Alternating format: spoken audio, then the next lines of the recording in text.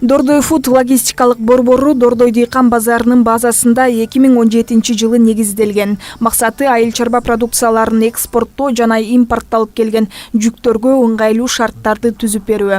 Борбор бир күндө 60ка жакын чоң жүк ташуучу унааларды, башкача айтканда 500 тоннага чейин товарларды жиберип жана кабыл алат. Мындан улам дыйкандардын ыңгайлуулугу үчүн айыл чарба, тамак аш өнөр жайы жана мелиорация министрлигинин демилгеси менен эми фитосанитардык пункт иштеп баштайт. Ушул логистикалык борбордон чыккан ар бир продукция ошол продукцияга тиешелүү документтердин баары ушул жерден алынат. То есть ушул жерде департамент карантиндин адистери отурат. Сиздер ушул жерге кайрыласыздар. Адистер тышка чыгып силердин продукциядан үлгү алып, ушул жерге лабораторияга берет.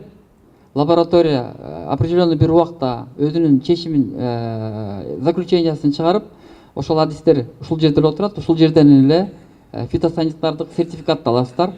Аталган көзөмөл пунктта продукцияларды экспортко чыгарууда же импортталып келген жүктөргө берилүүчү фитосанитардык документтер бирдиктүү терезе принцибинин негизинде иш алып барат.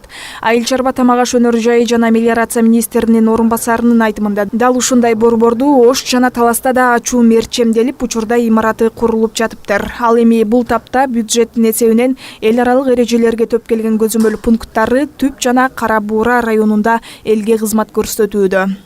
Бул экспортко биздин продукцияны көбөйтүүгө чоң мүмкүнчүлүк түзөт. Негизи бул жерде биз мамлекеттик жеке өнөктөштүк программасынын негизинде бул иштер баардыгы жүргүзүлдү. Дордой ассоциациясы бул жерде өзүнүн мындай зданиясы жана оборудование боюнча жардам берди. Адистер кызмат көрсөткөн ушул лаборанттар бул айыл чарба министрине караган карантин өсүмдүктөрү департаментинин ушул адистер болуп саналат да.